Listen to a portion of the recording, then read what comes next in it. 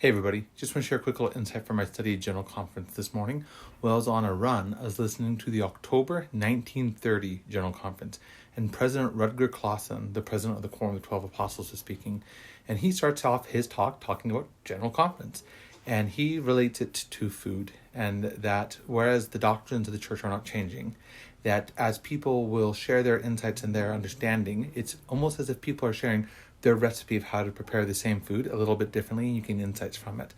And then he points out the fact that just like with your physical body, if you don't eat, it will slowly decay and then die. So too with your spiritual body, that if you are not constantly feeding your spirit, if you're not constantly learning the gospel and feasting upon the gospel, that you will start to decay and eventually you will die spiritually. And he talks about that, but then he opens up an address, and it was amazing because he talks about the fact that we need to have children. And I'm like, oh, President Oaks was talking about that. And he talks about the fact that one of the reasons we need to have children is because it is the only time that we become a co-creator and a partner with God. He provides the spirit, we provide the body, and it becomes a living soul. And I really love that because a lot of people will try to, not place a proper priority on having kids and family. They're like, oh, well, I want to go to college, I want to graduate, I want to have a house, and all these things before they have it. That's not what the prophets have said. If someone has told you that you should delay marriage or having kids, that person is not telling you what Christ wants you to hear. That person is not repeating the words of the prophets. That person is not giving you good advice. The prophets and apostles have consistently, repeatedly, and thoroughly talked about the fact that we need to not delay. We need to not wait for the next big thing.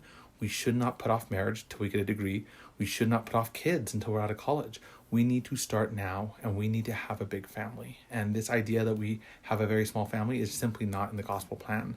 And I love how Rudger Clawson puts it. He's like, not in this specific conference talk, but it's actually in the April 1931, I believe. And Rudger Clawson again was talking about the topic of having kids.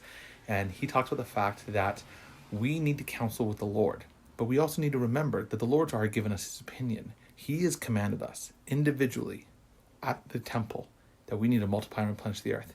And Rudger Clawson flat out says, now, if the Lord's already commanded you to multiply and replenish the earth, I can't fancy the Lord's telling you to only have one kid now, because he's already told you that you need to have more kids. And I think this is something that's important. I understand that not everyone can have as many kids as they want, but if you don't desire to have a large family, then your desires are not lined up with God, because his work and his glory is to bring to pass the immortality and eternal life of man. And when a husband and a wife are married and they bring children into this world, that is the best way that they can help the Lord bring about his work and his glory, by providing bodies for his children.